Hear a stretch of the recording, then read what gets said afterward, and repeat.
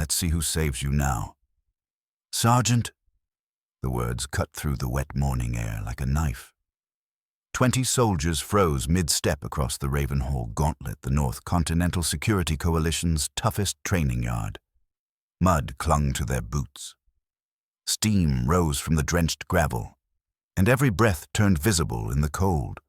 A small patch, the symbol of their unit, arced through the air and landed face down in a puddle. The man who threw it, Staff Sergeant Rowan Tulliver, stood over his target with a smirk that never reached his eyes. He'd been waiting for this. The target, Sergeant First Class Mira Kade, didn't flinch.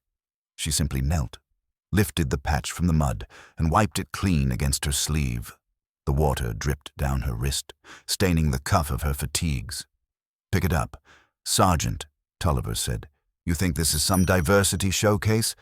This is Fort Halverson, the real thing." He circled her slowly, predator pacing prey, his boots sucking at the wet ground. "You don't belong here. And from where I'm standing, nobody's going to save you." Mira didn't answer. Her gaze fixed on the horizon, unblinking, unreadable. Only one man noticed the rhythm of her breathing 4 seconds in. 4 hold, 4 out. Master Gunnery Sergeant Damon Locke, USMC, stood 30 feet away, arms crossed, a Marine on temporary assignment with NCSC. Locke had seen that breathing before, the kind used by operatives under fire. Tulliver wasn't looking for discipline. He was looking for dominance. "Maybe you got here through paperwork." He sneered. Maybe some bureaucrat wanted a headline. He snatched the patch from her hand again, holding it up for the formation. "Well, Sergeant Kade, welcome to the real world. Out here, paperwork won't save you." Still, no response. The silence unsettled even the younger recruits. Private Cole Jensen, second row, 21, shifted uneasily.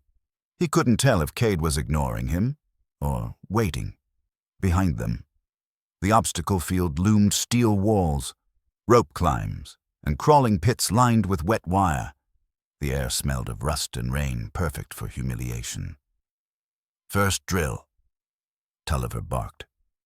30-foot rope climb, full kit.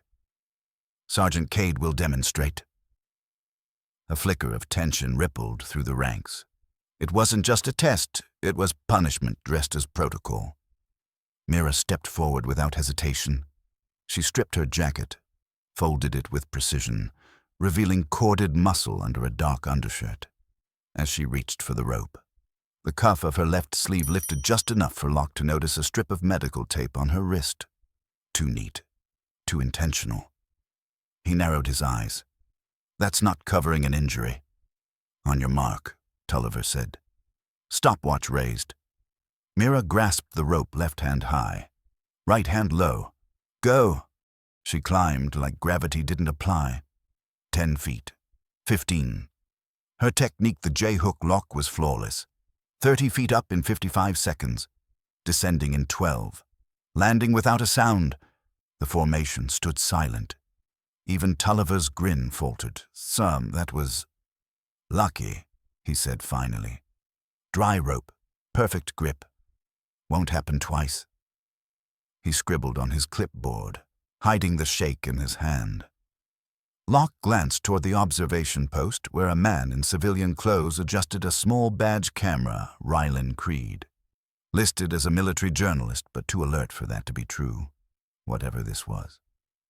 It had just begun, and Mira Kade wasn't the one on trial. "Where are you watching from?" "Soldier." This was just the first move inside Fort Halverson. See what happens next in parts of Puart. Subscribe to Stories Unseen and stay for the mission. Justice is never silent. The rumor spread before noon. Sergeant Kade's rope was rigged and she still won. By mid-afternoon, that victory had turned into fuel.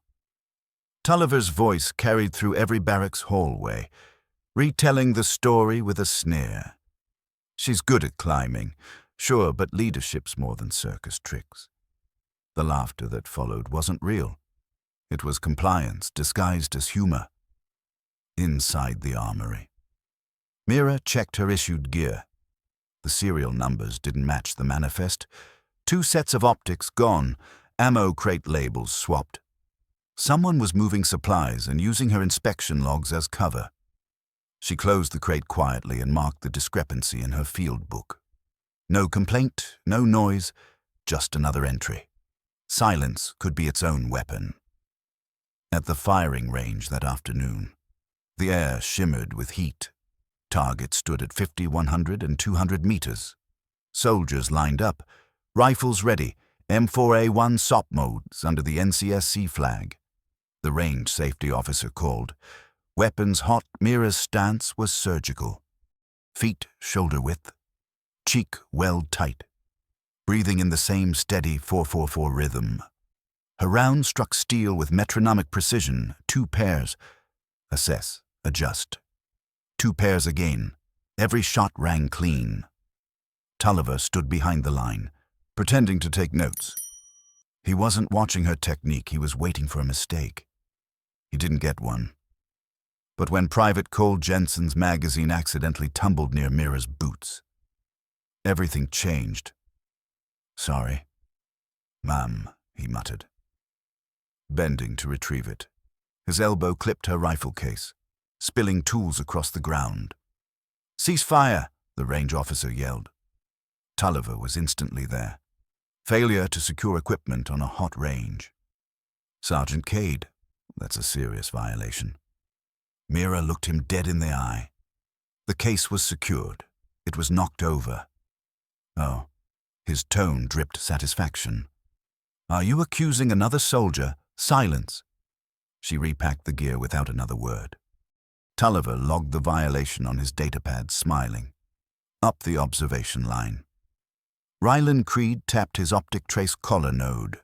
Every sound, every false accusation, every time-stamped entry recorded and uplinked. After the range, the squad dispersed into murmurs and tension. By dinner, a new rumor had replaced the old one. Kade lost control at the range. Unsafe with weapons. Exactly what Tulliver wanted. In the mess hall. Mira ate alone, same corner. Same tray untouched. But Master Gunnery Sergeant Locke sat down across from her without a word. He didn't look at her. He looked at her hands. "You breathe like someone who's been under fire," he said quietly. Most soldiers only learn that after they've been shot at. She met his eyes just long enough for him to see it calm acknowledgement. No denial. Locke leaned back. "Whatever game Tulliver's playing, don't react. He's building a file. Let him finish it." Outside, thunder rolled across the training fields, and floodlights flickered on over the Ravenhall gauntlet. Creed stood near the perimeter fence, watching through his lens as data streamed in. Tulliver thought he was tightening the noose. He didn't realize he was stepping into a documented pattern, one being logged, tagged, and transmitted to a secure server marked Tower 7. Ravelin Initiative, active Stage 1. The order came down at dawn. "Sergeant Kade, report to Simulation Dome Alpha. Immediate. No explanation, no escort. Just a voice on the comm." But every soldier in the mess hall knew what it meant. The dome was where careers ended quietly. Mira stood, left her tray untouched, and walked out. Each step deliberate, unhurried, the stride of someone who already knew this was a trap.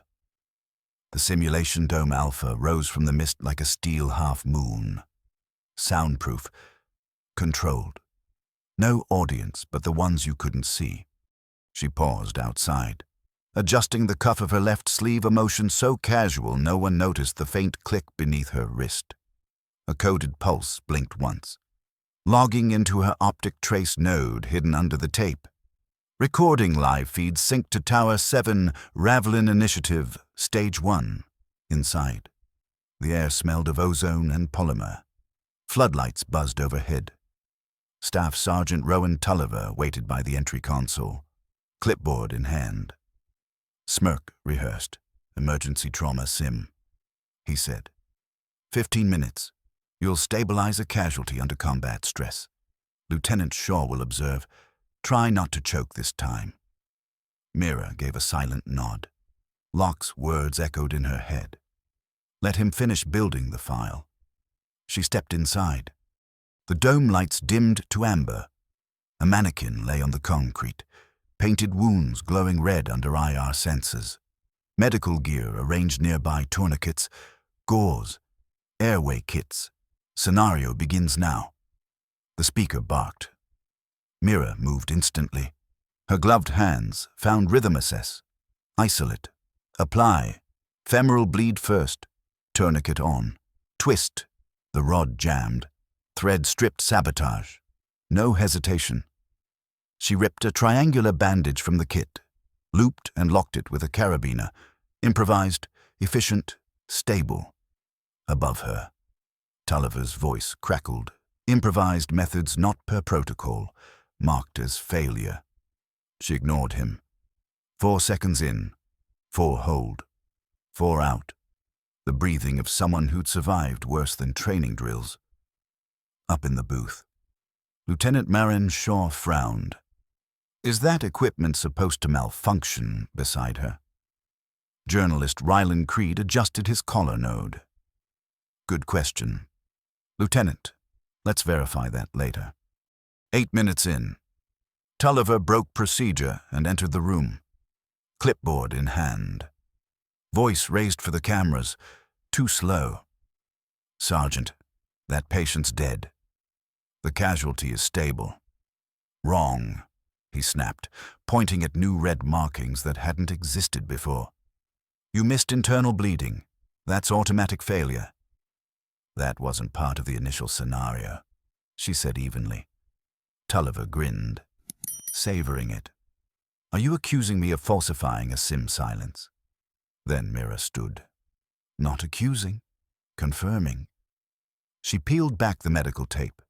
Underneath ink, a falcon coiled around a shield, the insignia of the Ravelin Initiative, and the code RV09 etched beneath. Tulliver blinked. What the hell is that supposed to? The dome's lights shifted. From the observation deck. Creed stepped forward. Voice amplified through the PA comm. Surgical authority. Staff Sergeant Rowan Tulliver. Under Directive 47B of the Central Internal Directorate, acting in joint command with the Ravelin Initiative, you are detained for falsified records, obstruction of oversight, and material theft from NCSC supply channels. The room froze. Even Lieutenant Shaw's hands stopped moving. Creed continued, his badge glinting gold for 72 hours. Sergeant Kade has documented your network, every rigged obstacle, every altered manifest, every unauthorized transfer. He turned the tablet toward the glass shipment logs. Camera feeds, signatures. You sold restricted equipment through private logistics proxies, and you used training records to hide it. Tulliver stumbled back. You can't prove Creed tapped his node. A feed appeared footage from the Ravenhall gauntlet, the invisible wire, the rigged rope, the edited report, attempted assault on an undercover directive agent. Creed said softly, That's a separate felony. 2 MPs stormed in, rifles at low ready. Tulliver's clipboard hit the floor. He stared at Mira, disbelief swallowing his words. You were never here to train, he muttered. She looked him dead in the eye. No, I was here to watch. As they cuffed him, the dome door opened. Cold air rushed in and outside. A UH-60M Black Hawk waited on standby, its rotors echoing through the valley. Creed nodded once to Mira. Stage 1 containment. Complete. Mira pulled her sleeve back down. Justice isn't loud, she said quietly. It waits. The storm hadn't broken yet, but everyone could feel it coming. Fort Halverson was quieter than usual, too quiet for a base that prided itself on order. Sergeant First Class Mira Kade now wore her old patch again. But the silence in the corridors told her everything. Half the unit saw her as a hero. The other half saw her as a threat. Ravelin Directive had moved her from the gauntlet to base logistics. Under temporary reassignment, on paper, it was recovery duty. In reality, Stage 2 extraction, Captain Nora Vale, a logistics officer with tired eyes and a spotless record, greeted her in the office. You'll have access to supply chains, convoy manifests, and contractor authorizations. Keep the files clean. Sergeant, HQ's watching. Yes, ma'am. Vale hesitated. Off the record, you made a lot of people nervous. That could be useful. Her voice carried weight. She wasn't warning Mira. She was recruiting her. By noon, Mira had reviewed 30 requisition forms. Pattern recognition kicked in fast. Same signatures. Same priority shipments. Same contractor initials, MIL Industries. A front she'd seen in Ravelin reports before. Every trail ended at one office. Colonel James Miller, commander of Halverson's northern sector, that evening. Miller summoned her. His office was polished steel and silence. Sergeant Kade, he said smoothly, I understand you were part of the internal investigation. Effective work. Thank you. Sir. He smiled, a politician's smile. Then you'll appreciate precision. I need your eyes on a convoy manifest before it departs tomorrow. Sensitive equipment, high value. Verify everything matches protocol. Yes. Sir. He slid a folder across the desk. Inside authorization codes, seal approvals, and a list of assets all legit on the surface. But 3 items were coded, restricted. Tier 4, the same category as the weapons Tulliver had been selling. As Mira left the office, her optic trace node pulsed an encrypted signal from Tower 7 target Miller. Confirmed chain involvement. Priority red. Next morning, she joined the inspection line at dawn. Rain misted over the motor pool as the convoy crew prepped 5 armored trucks. Captain Vale checked clipboards beside her. Everything clear almost. Mira said, "One crate's seal looks wrong retaped." "Note it," Vale replied curtly. "We'll reweigh before departure." Mira's sleeve buzzed once a warning ping. Her optic trace had detected a spectrum sweep, a signal jammer. Someone was scanning for transmitters. At the gate, 2 MPs with handheld detectors were randomly checking personnel. Miller watched from a distance, too still, too casual. When Mira's turn came, the scanner chirped softly. Security check. Sergeant. Her stomach went cold. The recorder embedded in her optic trace patch would flag as foreign tech, but when the guard reached for her wrist, Captain Vale cut in. "She's clear. She's with me part of the convoy audit." The MP hesitated, then nodded. As they walked past, Mira caught the faintest nod from Vale, subtle, calculated. They reached the loading bay. 5 crates stacked, serials aligned all but one. The manifest listed it as navigation modules. The weight said otherwise. Vale gave a quiet order. Pop the seal. Inside were optic-guided fire control systems, black market grade. She exhaled. Controlled. Ravelin was right. Mira activated her node, sending encrypted data to Tower 7 before she could speak. Vale's radio buzzed.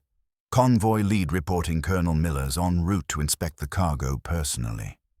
Vale's jaw tightened. "He knows," Mira whispered. Moments later, Miller strode in under the canopy. "I heard there was a discrepancy," he said coolly. "Standard verification." "Sir," Vale replied, clipboard firm. Miller's eyes flicked between them, then landed on Mira. "Sergeant Kade," he said softly. "You've been busy." He gestured toward her wrist. "Mind explaining the unauthorized device you're carrying?" So that was it. The inspection was never about security. They'd found her feed, traced it through Tower 7's encrypted channel. Vale stepped forward. tone neutral. All personal electronics were scanned and sealed before this audit. Sir, were they? Miller replied. Funny. Then, that her unit pinged a foreign relay this morning. The rain thickened outside. Creed's voice crackled faintly through Mira's earpiece. Hold position. Tower 7 has visual. Containment in motion. Miller leaned closer. You think what happened to Tulliver scares me? You have no idea how deep this chain runs. He turned toward Vale. Captain, detain Sergeant Kade for debrief.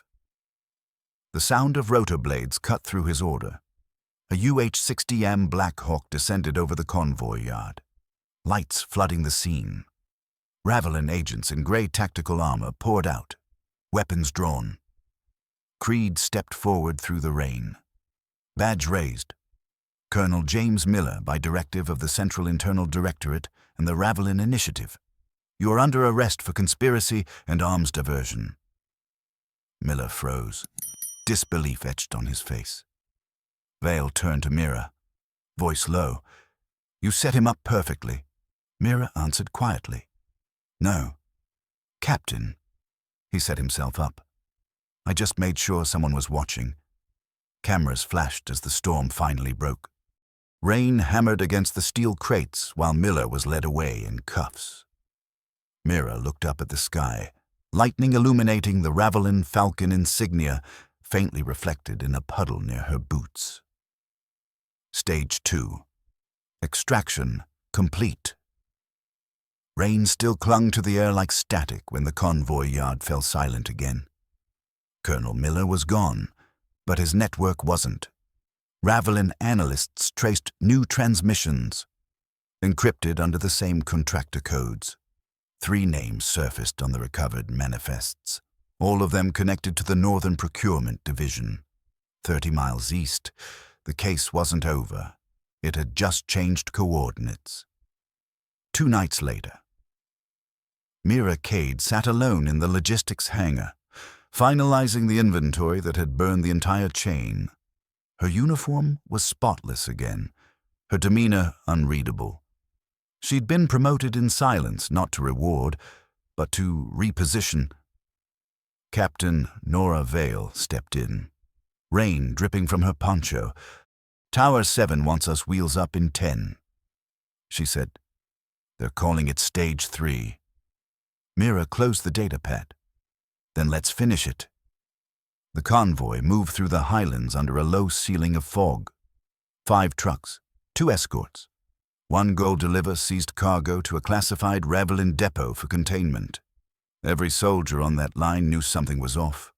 Orders had come too fast. Approval too clean.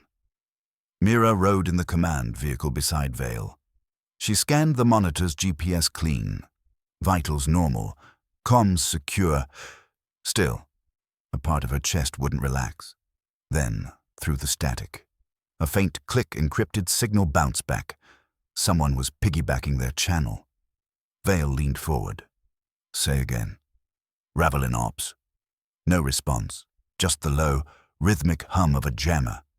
The headlights of the lead truck flickered once then blacked out. Moments later, the rear escort detonated. The blast threw Mira against the console. Fire bloomed across the rain-slick road. Smoke and chaos. Ambush, Vale shouted, grabbing her sidearm. Rounds pinged against the hull precise, controlled bursts. Not random rebels, not militia. Soldiers. Mira's earpiece crackled alive with a new voice. Creed, you're compromised. Multiple hostiles in convoy detail. Don't engage. Confirm chain breach.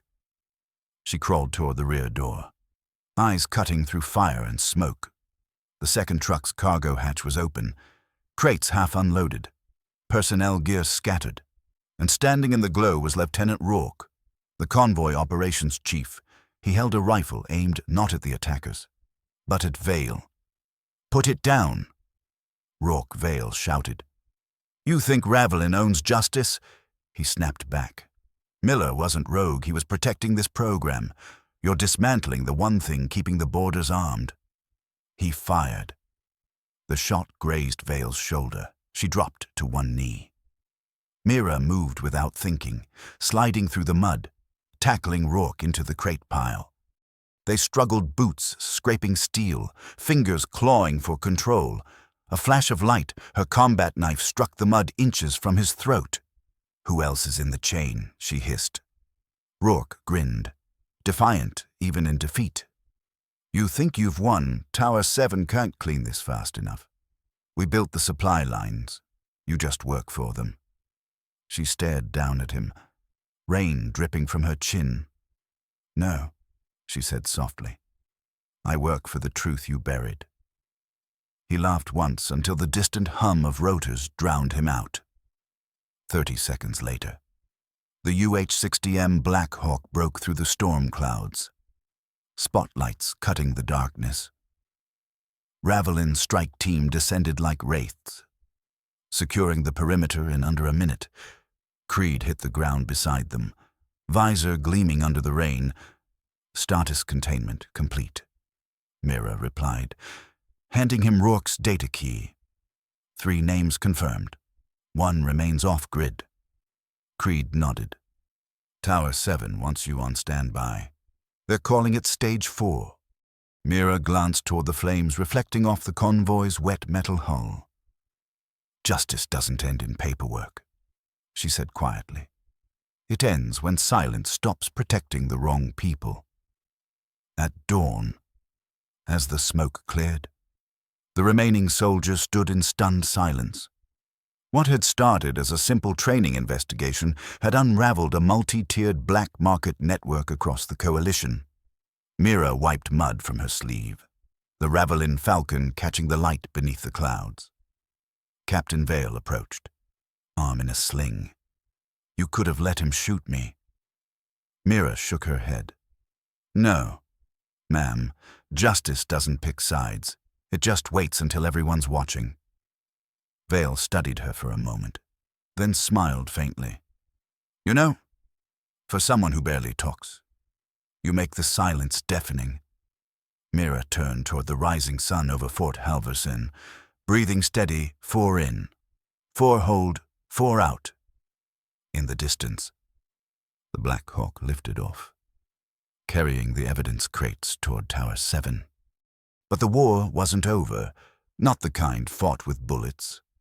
Sometimes silence is the loudest weapon, and sometimes the quietest soldier carries the weight of every truth others were too afraid to face.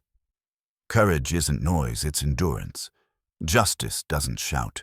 It waits until the truth can't be ignored.